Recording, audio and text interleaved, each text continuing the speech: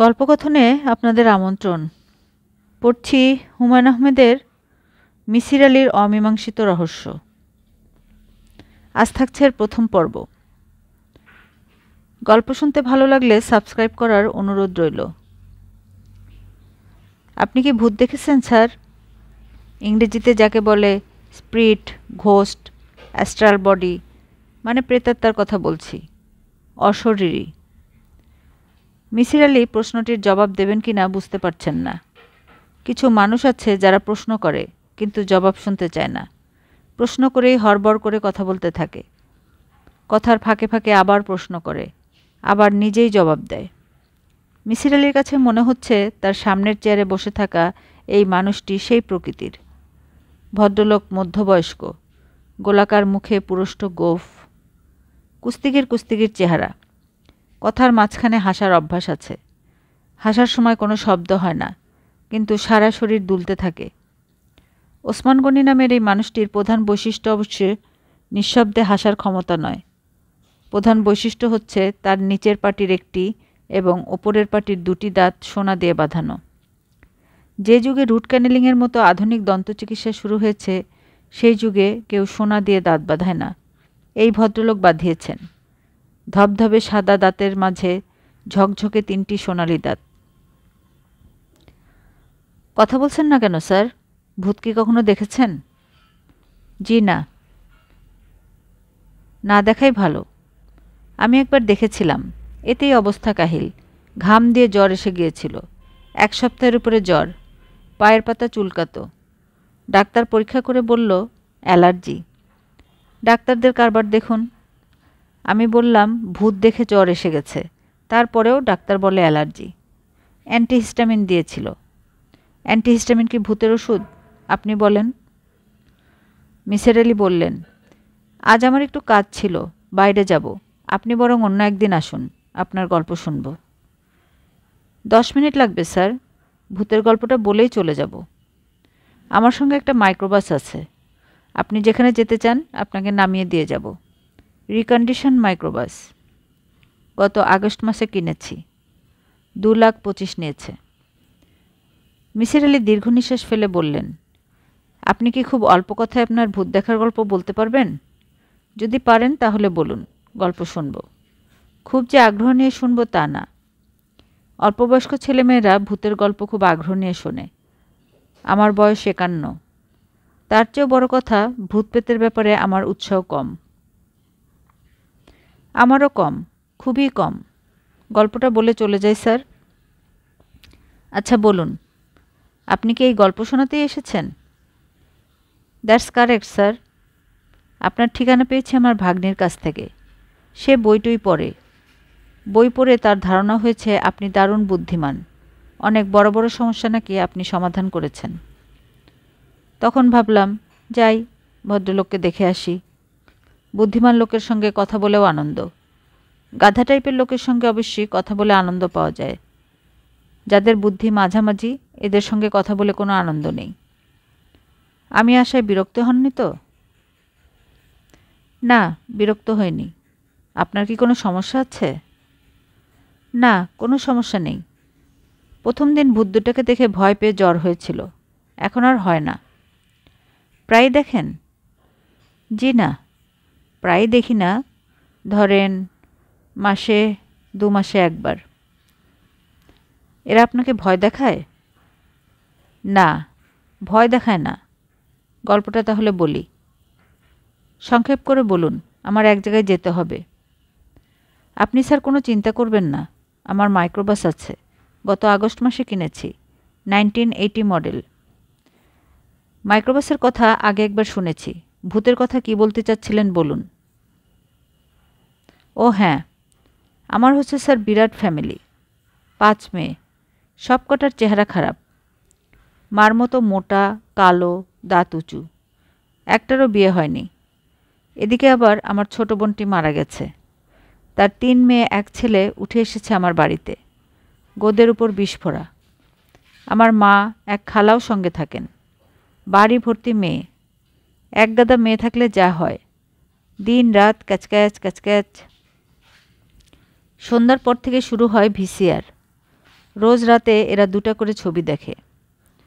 আমার মা চোখে কিছুই দেখেন না, তিনিও ভিসিআরের সামনে বসে থাকেন, শব্দ শোনেন, শব্দ শুনেই হাসেন, কাঁদেন, গলার আওয়াজ শুনে বলতে পারেন কে শ্রীদেবী, কে রেখা। এই হলো স্যার বাড়ির অবস্থা। মিসির আলি হতাশ গলায় বললেন, আপনি মূল গল্পটা বলুন, আপনি অপ্রয়োজনীয় কথা বেশি বলছেন। মূল গল্পটা তাহলে বলি। বাড়ির মেয়েগুলোর যন্ত্রণায় আমি রাতে ঘুমাই ছাদের চিলে কোঠায়। ছোট্ট ঘর, খাট আছে, ড্রেসিং টেবিল আছে, শুধু বাথরুম নেই, এই একটা অসুবিধা। আমার আবার ডায়াবেটিস আছে, কয়েকবার প্রস্রাব করতে হয়, ছাদে প্রস্রাব করি। কাজের ছেলেটা সকালে 1 বালতি পানি দিয়ে ধুয়ে দেয়। কাজের ছেলেটির নাম হলো ইয়াসিন। প্লিজ গল্পটা তাড়াতাড়ি শেষ করুন। জি স্যার, শেষ করছি। গত বছর চৈত্র মাসের 6 তারিখের কথা। রাতে ঘুমাচ্ছি, প্রস্রাবের বেগ হওয়ায় ঘুম ভেঙে গেল। মাথার কাছে টেবিল ল্যাম্প ছিল, টেবিল ল্যাম্প জ্বালালাম। তখনই দেখি ঘরের কোনায় 2টা ভূত, খুব ছোট সাইজ, লম্বায় এই ধরেন 1 ফুটের মতো হবে। গজফিতা দিয়ে মাপিনি, চোখের আন্দাজ 2-1 ইঞ্চি এদিক ওদিক হতে পারে। তারা করছে কি? বই নিয়ে কাড়াকাড়ি করছে।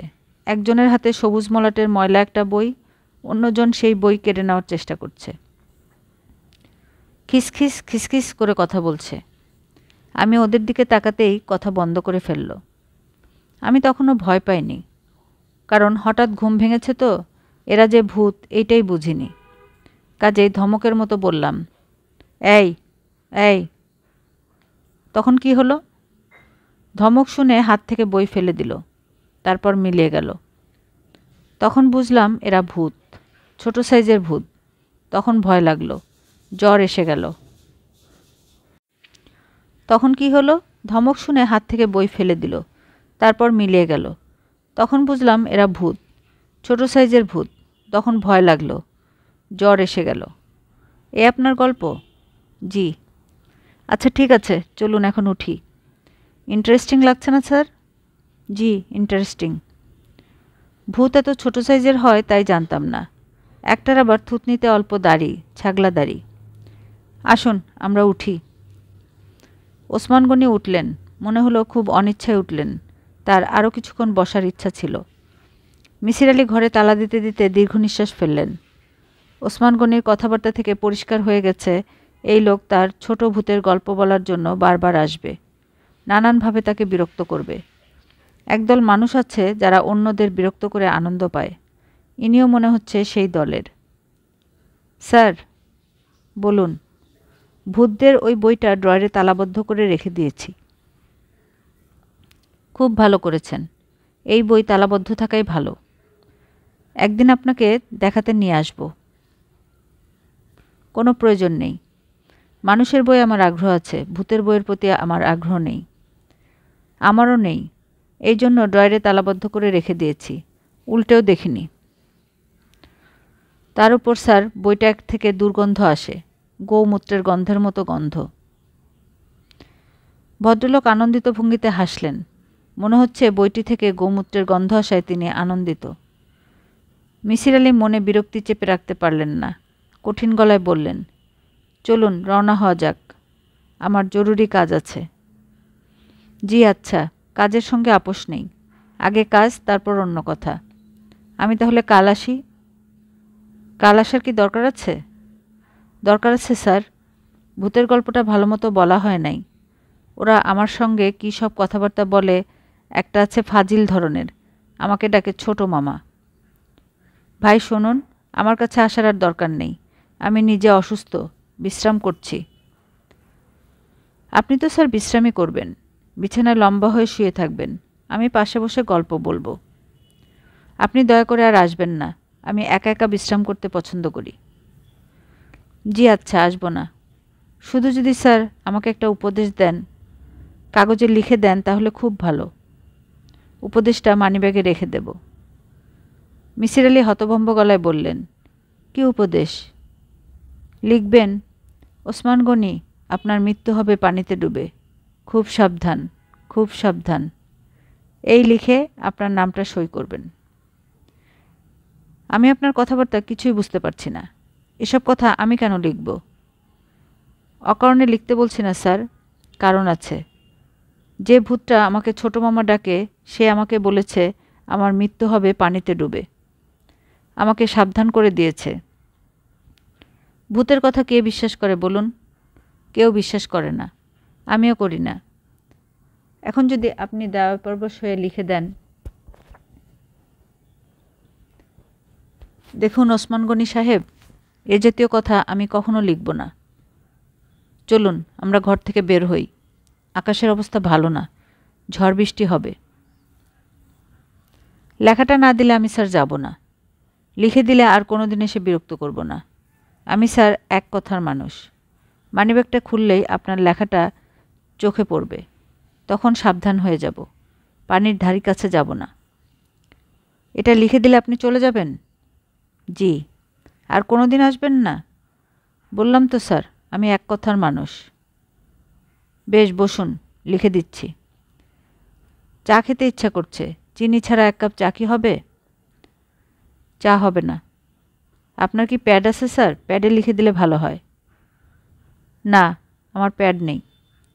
তাহলে নাম সই করে ঠিকানা লিখে দেবেন, আর টেলিফোন নাম্বার, যদি টেলিফোন থাকে। ঠিকানা লিখে দিচ্ছি, টেলিফোন নেই। টেলিফোন না থাকাই ভালো, বড়ই যন্ত্রণা। এমন সব আজে বাজে টেলিফোন আসে। এই পর্যন্ত আছাড় দিয়ে আমি কটা টেলিফোন ভেঙেছি বলুন তো স্যার? মিসির আলি দীর্ঘ নিঃশ্বাস ফেলে বললেন, এই নিন আপনার কাগজ। এখন চলুন, যাওয়া যাক। দয়া করে আবার এসে আমাকে বিরক্ত করবেন না। স্যার থ্যাঙ্কস, খুব উপকার করেছেন। ওসমান গনি রাস্তায় নেমে বিস্মিত হয়ে এদিক ওদিক তাকাতে লাগলেন। কোনো মাইক্রোবাস দেখা যাচ্ছে না। মিসির আলি বললেন, আপনার মাইক্রোবাস কোথায়? ওসমান গনি খুব স্বাভাবিক গলায় বললেন, নতুন ড্রাইভার, বাস নিয়ে পালিয়ে গেছে বোধহয়। আপনি কি বলেন স্যার? মিসির আলি কী বলবেন ভেবে পেলেন না।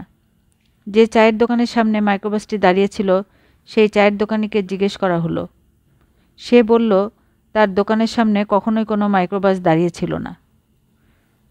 ওসমান গনি চিন্তিত গলায় বললেন, বিরাট সমস্যা হয়ে গেল।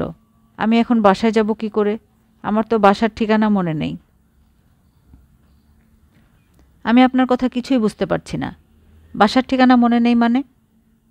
স্যার, আপনি আমাকে একটা রিক্সা ঠিক করে দিন, আর নোটবই দেখে ঠিকানাটা রিক্সাওয়ালাকে ভালো করে বুঝিয়ে দিন। কী যন্ত্রণার মধ্যে পড়লাম দেখুন তো। মিসির আলি নোটবই খুললেন। সেখানে প্রথমে বাংলা ও পরে ইংরেজিতে লেখা, ইনি মানসিকভাবে অসুস্থ, দয়া করে তাকে সাহায্য করুন। তার বাসার ঠিকানা। স্যার, ঠিকানাটা লেখা আছে না? আছে। পরের পৃষ্ঠায় ডায়াগ্রাম আছে। ডায়াগ্রাম দেখে রিকশাওয়ালাকে বুঝিয়ে দিন, ও নিয়ে যাবে। মিসির আলি নোটবই হাতে দাঁড়িয়ে রইলেন। এ জাতীয় ঝামেলায় তিনি আগে পড়েননি। ওসমান গনি নিজেই রিকশা ডেকে আনলেন। তাকে বেশ উৎফুল্ল মনে হলো। মিসির আলি রিকশাওয়ালাকে ডেকে বুঝিয়ে দিলেন কিভাবে যেতে হবে। ওসমান গনি বললেন, স্যার তাহলে যাই। আপনার সঙ্গে কথা বলে ভালো লাগলো। কারোর সঙ্গে কথা বলে আজকাল আরাম পাই না, এজন্যই ছাদের ঘরে একা একা থাকি। বড় ভালো লাগলো স্যার। তবে সব ভালো দিকের যেমন মন্দ দিক আছে, এটারও আছে। মাইক্রোবাসটা চুরি হয়ে গেল। বাসায় ফিরেও শান্তি নেই, থানা পুলিশ করতে হবে। মিসির আলি বললেন, আমি কি আপনার সঙ্গে আসব? ওসমান গনি চেঁচিয়ে উঠলেন, না না না, কোনো প্রয়োজন নেই। এরকম আগেও হয়েছে, রিকশা করে চলে গেছি। আচ্ছা স্যার, যাই। আপনিও বাসায় চলে যান, রাত অনেক হয়ে গেছে। এত রাতে কোথাও যাওয়া ঠিক হবে না। তাছাড়া আমার মনে হয় আপনার আসলে কোথাও যাবারও কথা না। আমার হাত থেকে বাঁচার জন্য বলেছেন, কাজ আছে। বুদ্ধিমান লোকেরা এরকম করে। আপনি স্যার আসলেই বুদ্ধিমান। ওসমান গনি নিঃশব্দে গা দুলিয়ে হাসতে লাগলেন। মিসির আলি ঘরে ফিরলেন খানিকটা বিভ্রান্ত হয়ে। বিভ্রান্তির অনেকগুলি কারণ। প্রথম কারণ, ওসমান গনিকে মানসিক রোগী বলে মনে হচ্ছে না। যে মানুষ খুঁজে খুঁজে তার ঠিকানা বের করতে পারে, সে নোট বইয়ে লেখা পড়ে বাসায় ফিরে যেতে পারে না, তা হয় না। লোকটি যে পাগল সাজার ভান করছে তাও না, যে ভান করবে সে সারাক্ষণই করবে। আসল পাগলের চেয়ে নকল পাগল অনেক বেশি পাগলামি করে। মিসির আলি যে তাকে বিদায় করবার জন্য বলেছেন তার কাজ আছে, এই ব্যাপারটি ওসমান গনির কাছে ধরা পড়েছে।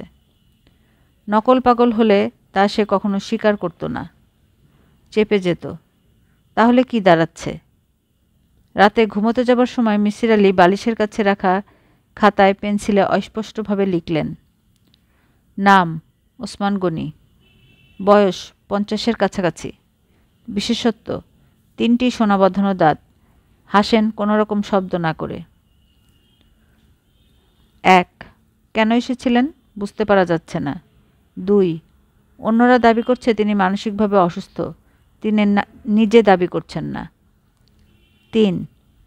তবে তিনি যে ভৌতিক গল্পের কথা বলছেন তা মানসিক অসুস্থতার দিকে ইঙ্গিত করে। 4. লোকটি বিত্তবান বলেই মনে হলো, কারণ তিনি যে তেতলা বাড়ির কথা বললেন এই বাড়িটি তার হওয়ারই সম্ভাবনা।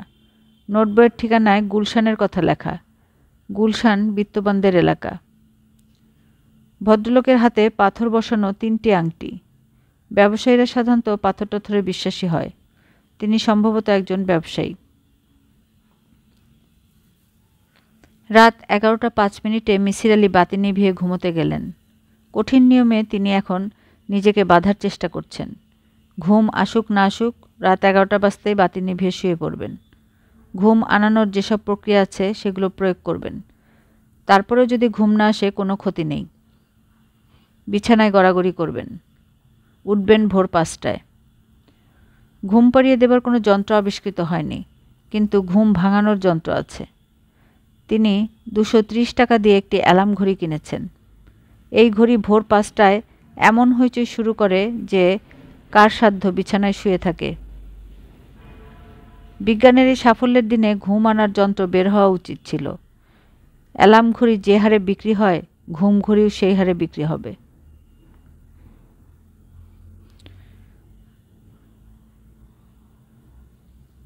ঘুম আনানোর প্রক্রিয়াগুলো কাজ করছে না। মিসির আলি 700 ভেড়া গুনলেন।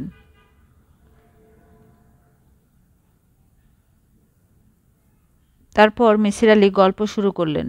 সব গল্প শুরু হয় এভাবে, এক দেশে ছিল এক রাজা, তার গল্পটা একটু অন্যরকম হলো। এক দেশে ছিল এক রানী, রানীর 2 রাজা, শুঁয়ো রাজা, দুয়ো রাজা। শুঁয়ো রাজাটা বড়ই ভালো। কল্পনায় শিশুদের একজন প্রশ্ন করল, শুঁয়ো রাজার নাম কি? শুঁয়ো রাজার নাম হচ্ছে ওসমান গনি, মোটাসোটা একজন মানুষ। কল্পনার শিশুটি বলল, এ আবার কেমন রাজা? মিসির আলি বিছানা থেকে উঠে পড়লেন। বাতি জ্বালালেন না। অন্ধকারে বাথরুমে ঢুকে চোখে মুখে পানি ঢাললেন। বারান্দায় ইজি চেয়ারে বসে সিগারেট ধরালেন।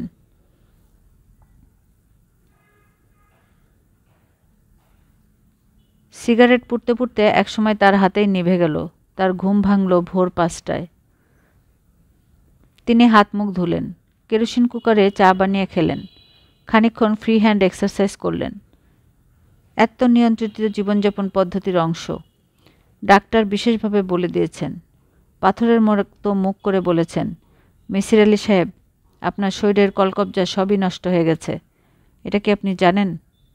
মিসির আলি হাসতে হাসতে বললেন, জানি। আরও কিছুদিন বেঁচে থাকতে চান, না এখনই মরে যেতে চান? অল্প কিছুদিন বাঁচতে চাই। কতদিন? এই ধরুন 1 বছর। মিসির আলি ভেবেছিলেন ডাক্তার বলবেন 1 বছর কেন? ডাক্তার সে প্রশ্ন করলেন না। খসখস করে প্রেসক্রিপশনে এক গাদা কথা লিখতে লাগলেন।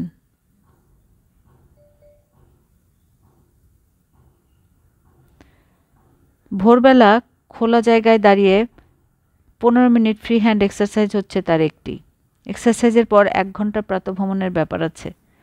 ডাক্তার সাহেব লিখে দিয়েছেন, ঝড় হোক, টাইফুন হোক, ভূমিকম্প হোক, 1 ঘন্টা হাঁটতেই হবে। এখন ঝড়, টাইফুন, ভূমিকম্প কোনোটাই হচ্ছে না। টিপ টিপ করে বৃষ্টি অবশ্যই পড়ছে। ছাতা মাথায় প্রাতঃভ্রমণ মন্দ নয়। সকালবেলায় এই বেড়ানোটা তার খারাপ লাগে না। বিচিত্র সব কিছু দেখা যায়। মিসির আলি বেরোবার মুখে বাধা পেলেন। গেটের কাছে আসতেই 30-35 বছর বয়সী এক ভদ্রলোক এসে শীতল গলায় বললেন, আপনি কি বেরুচ্ছেন? মিসির আলি বিস্মিত গলায় বললেন, হ্যাঁ। কাল রাতে ওসমান গনি নামের কেউ কি আপনার কাছে এসেছিলেন? এসেছিলেন। ওই বিষয়ে আপনার সঙ্গে কিছুক্ষণ কথা বলবো। আমি পুলিশের লোক, ইন্সপেক্টর অফ পুলিশ। আমার নাম রকিবউদ্দিন। মিসির আলি সহজ গলায় বললেন, ওসমান গনি কি মারা গেছেন? হ্যাঁ, মারা গেছেন। আপনি কি করে জানলেন? অনুমান করেছি। আমার অনুমান শক্তি ভালো। অনুমান শক্তি ভালো থাকাই ভালো। আসুন কথা বলি। বিষয়টা অত্যন্ত গুরুত্বপূর্ণ। হোম মিনিস্টার নিজেই ইন্টারেস্ট দেখিয়েছেন। বেশিক্ষণ আমি আপনাকে বিরক্ত করব না। প্রাথমিকভাবে ৮ ঘন্টার মতো কথা বলবো, পরে আবার আসব। রকিবউদ্দিন সাহেব, এখন তো আপনার সঙ্গে কথা বলতে পারবো না। এখন মর্নিং ওয়াকে যাচ্ছি। ১ ঘন্টা মর্নিং ওয়াক করব। আপনাকে ১ ঘন্টা অপেক্ষা করতে হবে। ১ ঘন্টা অপেক্ষা করা সম্ভব নয়। আপনাকে এক্ষুনি কথা বলতে হবে। এমন কোনো আইন কি আপনাদের আছে যে পুলিশ যখন কথা বলতে চাইবে তখনই কথা বলতে হবে? আইনের বিষয় নয়। হোম মিনিস্টার নিজে বলেছেন তিনি বিষয়টায় খুব আগ্রহ দেখাচ্ছেন। আমি এই মুহূর্তে তেমন কোনো আগ্রহ দেখাচ্ছি না, কাজেই আপনাকে অপেক্ষা করতে হবে। আমি আমার ঘরের চাবি দিয়ে যাচ্ছি। আপনি আমার ঘরে অপেক্ষা করতে পারেন।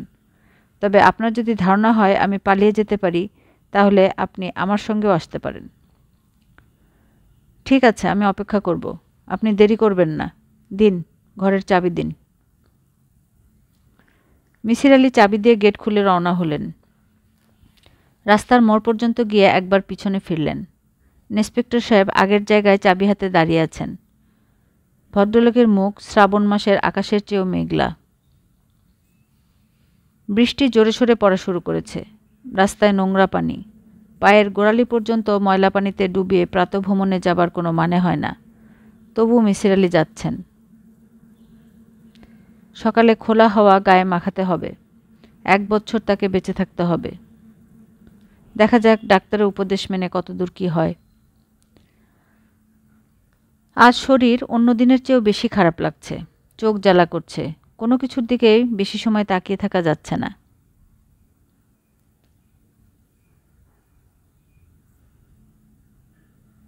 কেমন আছেন মিসির আলি সাহেব?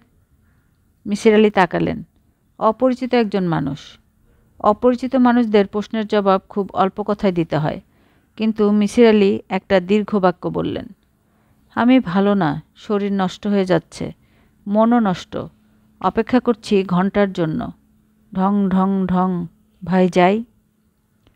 অপরিচিত ভদ্রলোক অবাক হয়ে তাকিয়ে আছেন। তিনি এতটা অবাক হচ্ছেন কেন, তাও মিসির আলি ধরতে পারলেন না।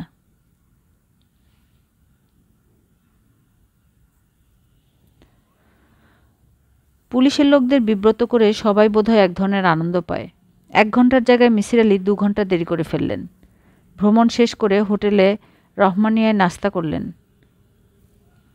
খুঁটিয়ে খুঁটিয়ে সবকটি পত্রিকা পড়লেন। গুরুত্বপূর্ণ মৃত্যুর কথা খবরের কাগজে থাকবেই। ওসমান গনি সম্পর্কে কোনো খবর কোনো পত্রিকাতেই নেই। হোম মিনিস্টারের কাছে মানুষটি গুরুত্বপূর্ণ হলেও খবরের কাগজে লোকদের কাছে হয়তো নয়।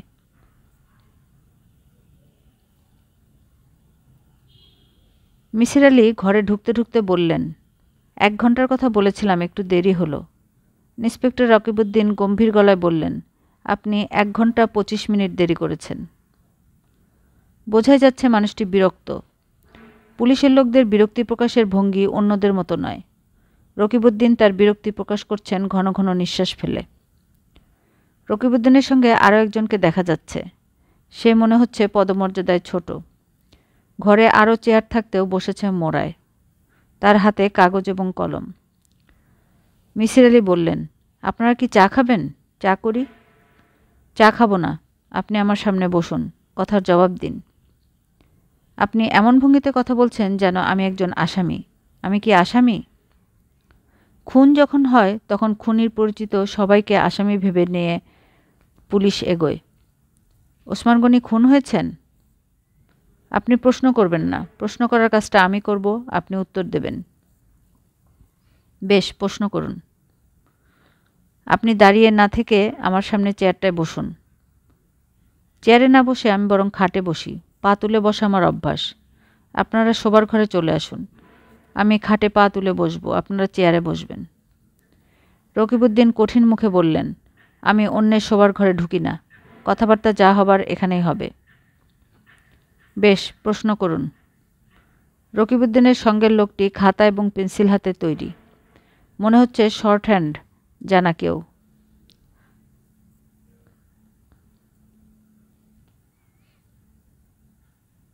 প্রতিটি প্রশ্ন একই ভঙ্গিতে করা হচ্ছে।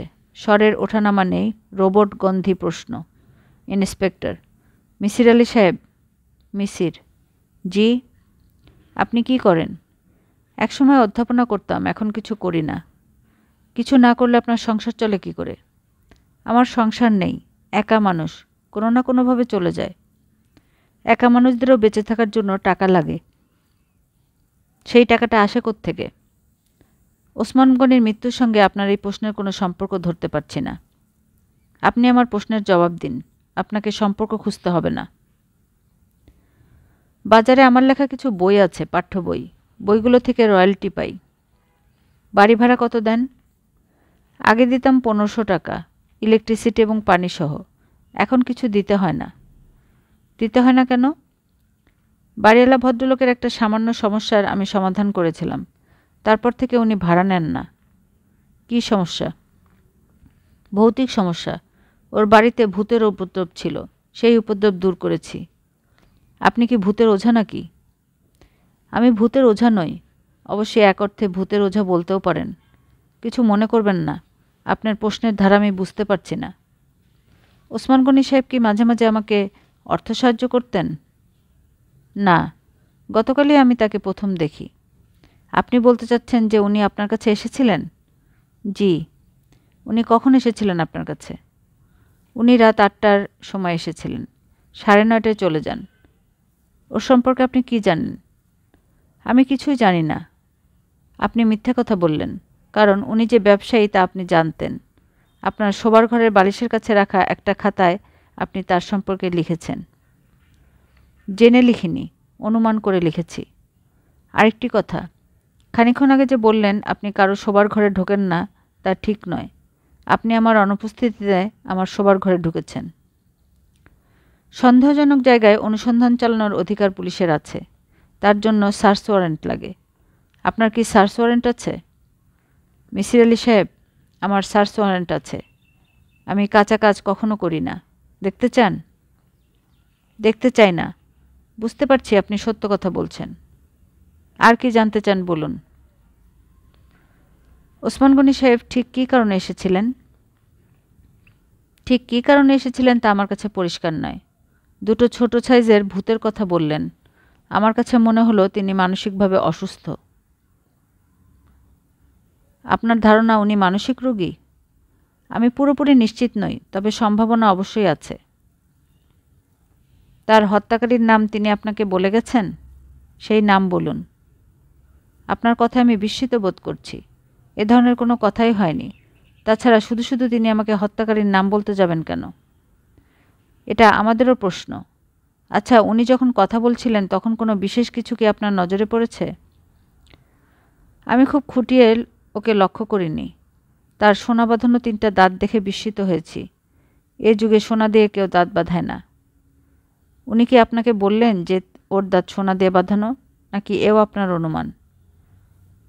মিসির আলি দীর্ঘ নিঃশ্বাস ফেলে বললেন, অনুমান নয়, দেখলাম। ইন্সপেক্টর সাহেব মুখ বিকৃত করলেন। মনে হচ্ছে মিসির আলির কোনো কথাই তিনি বিশ্বাস করছেন না।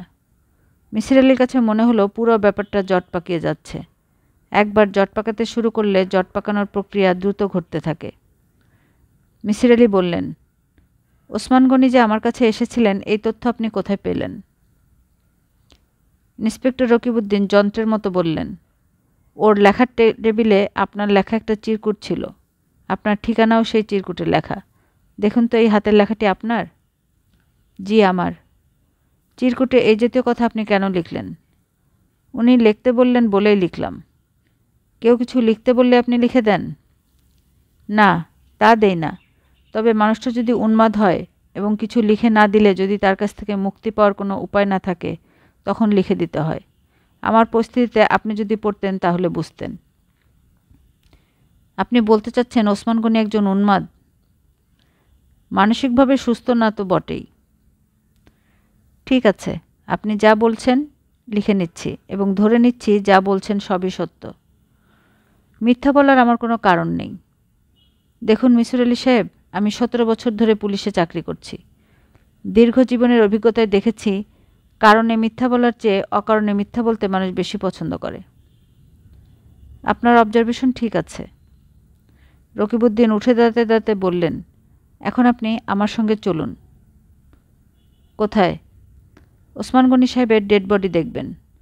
তার কি প্রয়োজন আছে? মৃত মানুষ দেখতে ভালো লাগে না। মৃত মানুষ দেখতে কারোরই ভালো লাগে না।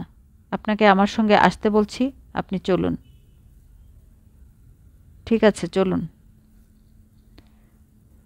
কিছুই মিলছে না। গুলশানের অভিজাত এলাকায় তেতলা বাড়ি, বাড়ির সামনে বিশাল লন, ফোয়ারা আছে, মার্বেল পাথরের একটি শিশু ফোয়ারার মধ্যমণি। চারদিক থেকে তার গায়ে পানি এসে পড়ছে। বাড়ির সামনে কোনো ফুলের বাগান নেই। ঘাসে ঢাকা লন, ঢেউয়ের মতো উঁচু নিচু করা। বাড়ির প্যাটার্নও জাহাজের মতো। মিসির আলিকে গেটের বাইরে অনেকক্ষণ দাঁড়িয়ে থাকতে হলো। কড়া পুলিশ পাহারা, কেউ ভিতরে ঢুকতে পারছে না। রকিবউদ্দিন ভিতরে গেলেন। প্রায় ৪৫ মিনিট পর ফিরে এসে মিসির আলিকে নিয়ে গেলেন। দোতলার ঘরের নিচু খাটের উপরে মৃতদেহ শোয়ানো। সাধারণত মরা বাড়িতে হইচই কান্নাকাটি হতে থাকে। এখানে তার কিছুই নেই।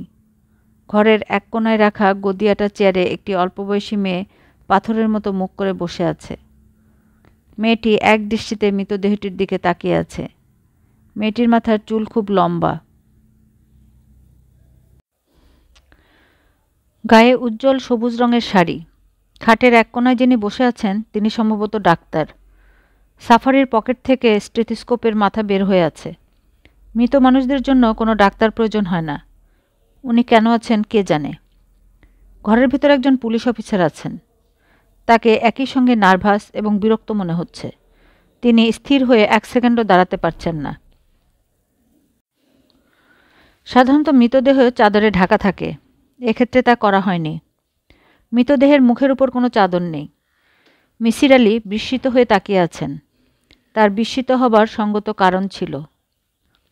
রকিবউদ্দিন বললেন, মিসির আলি সাহেব, ভালো করে দেখুন।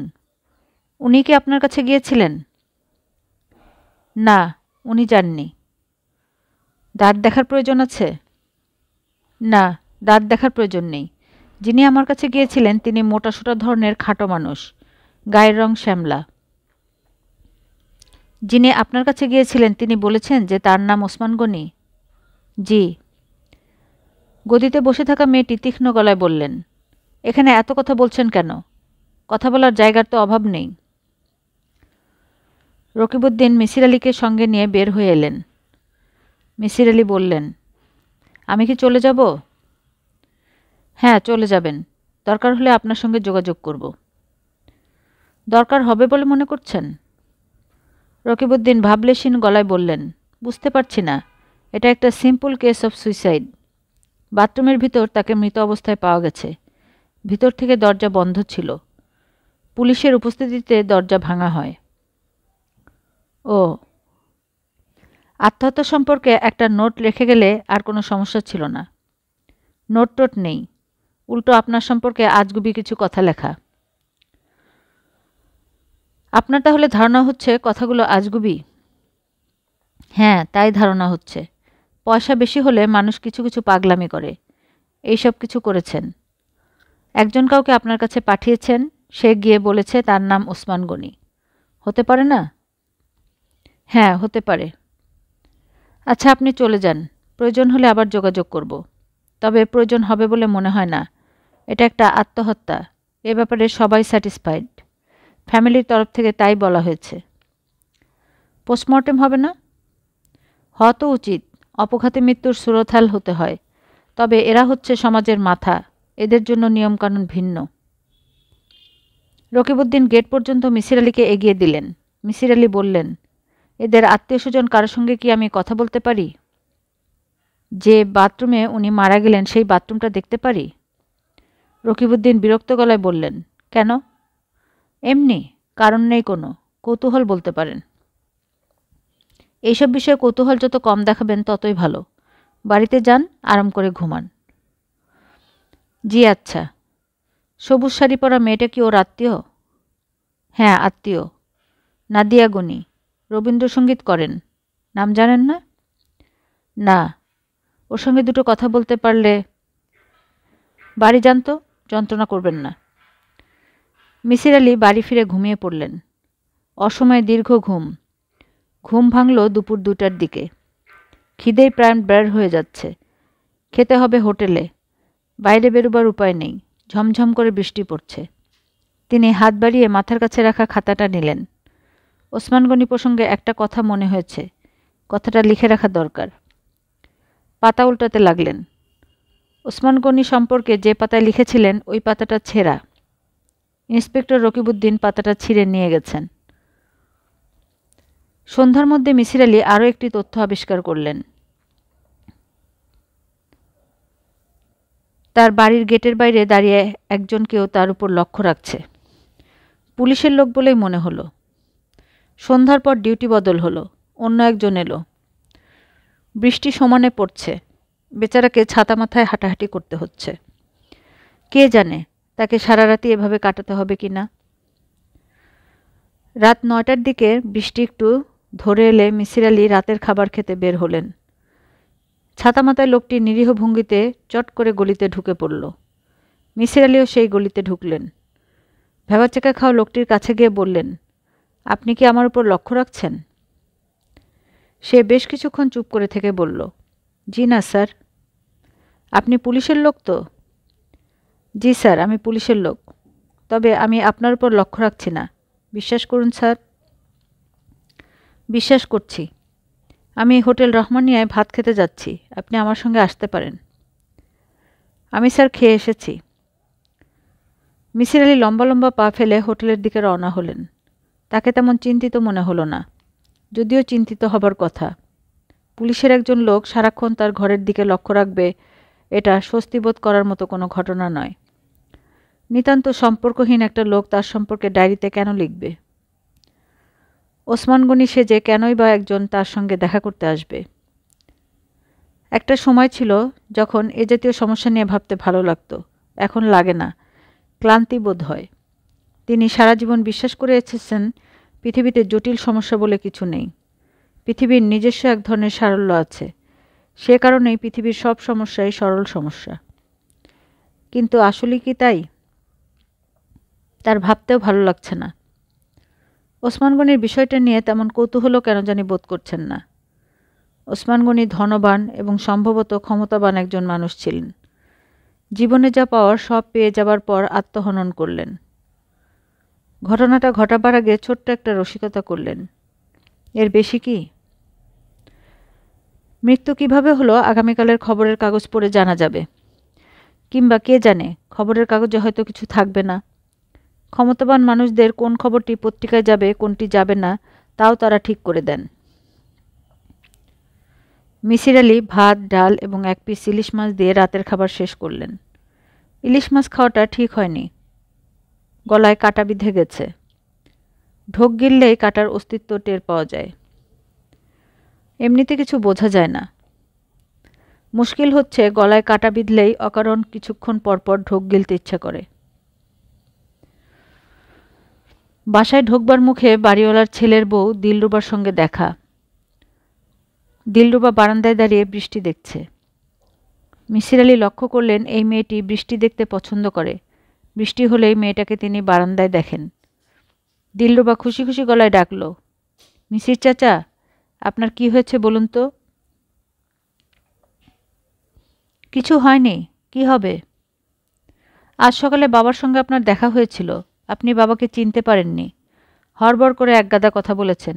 ঘণ্টা বাজছে, ঢং ঢং ঢং। দিলরুবা খিলখিল করে হাসছে। মেয়েটার হাসি মুখ দেখতে ভালো লাগছে। আপনার শরীর ভালো আছে তো মিসির চাচা? হ্যাঁ মা, শরীর ভালো। তিনি সহজে কোনো মেয়েকে মা ডাকতে পারেন না। এই মেয়েটিকে মা ডেকে ভালো লাগছে। খানিকক্ষণের জন্য হলেও ভুলে গেছেন যে তার গলায় কাঁটা ফুটে আছে।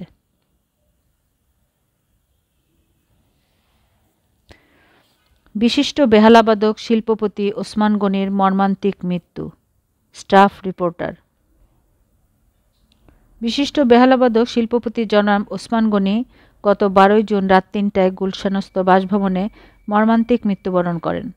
ঘটনার বিবরণে প্রকাশ, জনাব ওসমান গনি ওই রাতে তার কনিষ্ঠ কন্যা বিশিষ্ট রবীন্দ্রসঙ্গীত শিল্পী নাদিয়া গনিকে কিছুক্ষণ বেহালা বাজিয়ে শোনান।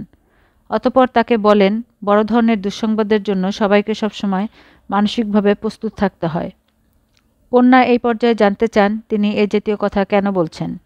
ওসমান গনি তার উত্তরে নানান ধরনের রসিকতা করতে থাকেন এবং একসময় তাকে এক পট গরম কফি এনে দিতে বলেন। নাদিয়া গনি কফির পট নিয়ে বাবার ঘরে ঢুকে বাবাকে দেখতে পান না। বাবা স্নান করছেন। বেরোতে দেরি হবে ভেবে তিনি আবার রান্নাঘরে ফিরে যান। নতুন এক পট কফি বানিয়ে ফিরে আসেন। এই সময় তিনি বাথরুম থেকে আর্তচিৎকার শুনে চমকে ওঠেন। বাথরুমের দরজা ভেতর থেকে বন্ধ। সেখান থেকে শব্দ ভেসে আসছে। নাদিয়া গনি বাথরুমের দরজা খুলতে চেষ্টা করে ব্যর্থ হন। তার হইচই শুনে পরিবারের অন্যান্য সদস্যরা ছুটে আসেন। বাথরুমের দরজা ভেঙে ফেললে দেখা যায় ওসমান গনির নিষ্প্রাণ দেহ বাথটাবের পানিতে ডুবে আছে। প্রাথমিকভাবে মনে হয়েছিল তিনি আত্মহত্যা করেছেন। পরবর্তী সময়ে সুরতহাল রিপোর্টে বলা হয়, বাথটাবে স্নানরত অবস্থায় হৃদযন্ত্রের ক্রিয়া বন্ধ হয়ে তার মৃত্যু ঘটে। প্রসঙ্গত উল্লেখ্য, 10 বছর আগে তার স্ত্রীও দুর্ঘটনায় মৃত্যুবরণ করেন। স্ত্রীর মৃত্যুর পর তিনি আর দ্বিতীয়বার দ্বার পরিগ্রহ করেননি। নিঃসঙ্গ জীবন কাটিয়ে দেন। প্রচার বিমুখ এই নিবেদিত প্রাণ শিল্পীর মৃত্যুতে নগরীতে শোকের ছায়া নেমে আসে। প্রসঙ্গত উল্লেখ্য, বিশ্ব বিশ্রুত বেহালাবাদক ইহুদি মেনহুইনের সঙ্গে তার 2টি অ্যালবাম আছে, যা প্রকাশ করেছে কলম্বিয়া রেকর্ডস। এই বরেণ্য শিল্পী পৃথিবীর বিভিন্ন দেশে অনুষ্ঠান করলেও নিজ দেশের বেতার টেলিভিশন বা কোনো অনুষ্ঠানে তাকে কখনোই বেহালা বাজাতে দেখা যায়নি। মিসির আলি খবরটি মন দিয়ে পড়লেন। খবরের সঙ্গে ওসমান গনির একটা ছবি ছাপা হয়েছে। যুবক বয়সের ছবি। অত্যন্ত সুপুরুষ একজন মানুষ, বড় বড় চোখ, সেই চোখে এক ধরনের বিষণ্ণতা আছে। পরক্ষণেই মনে হলো ভদ্রলোকের চোখ দুটি বিষণ্ণ। এটা তার মন গড়া অনুমান। মানুষটি একজন বেহালাবাদক এবং মৃত। সেই কারণেই ছবিটি তিনি দেখছেন মমতা এবং বিষাদ নিয়ে। নিজের মমতা এবং বিষাদের কারণে ছবির চোখ দুটি বিষাদমাখা বলে মনে হচ্ছে। তিনি খবরটা আবার পড়লেন। তার কাছে মনে হলো রিপোর্টার ওসমান গনির চরিত্রে এক ধরনের মহত্ব আরোপের চেষ্টা করেছেন। এই শিল্পী নিজের দেশে কোনো অনুষ্ঠানে অংশগ্রহণ করেননি। এটা তার চরিত্রের কোনো বড় দিক নয়। তিনি যা করেছেন তা হচ্ছে দেশের মানুষের প্রতি অশ্রদ্ধা প্রদর্শন। বড় মাপের শিল্পীরা এ কাজ কখনো করবেন না। স্ত্রীর মৃত্যুর পর দ্বিতীয়বার বিবাহ করেননি, এই বাক্যটিতেও তার চরিত্র মহত্ব প্রকাশ পায় না। বরং এটা এভাবে ব্যাখ্যা করা যায়, স্ত্রীর সঙ্গে তার দাম্পত্য জীবন অসহনীয় ছিল। সে কারণে স্ত্রীর মৃত্যুর পর দ্বিতীয়বার বিবাহের যন্ত্রণায় যেতে চাননি। মিসির আলি তৃতীয়বারের মতো রিপোর্টটি পড়লেন। তার কাছে মনে হলো রিপোর্টটি অসম্পূর্ণ। কত বছর বয়সে তার মৃত্যু তার দেওয়া নেই, জন্ম তারিখ নেই, পুত্রকন্যাদের কথা নেই। রাত 11টা বাজল। মিসির আলি যন্ত্রের মতো ঘুমোতে গেলেন। মনস্থির করলেন অপ্রয়োজনীয় বিষয় নিয়ে মাথা ভারাক্রান্ত করবেন না। মাথা থেকে ওসমান গনিকে ঝেড়ে ফেলে ঘুমোতে যাবেন।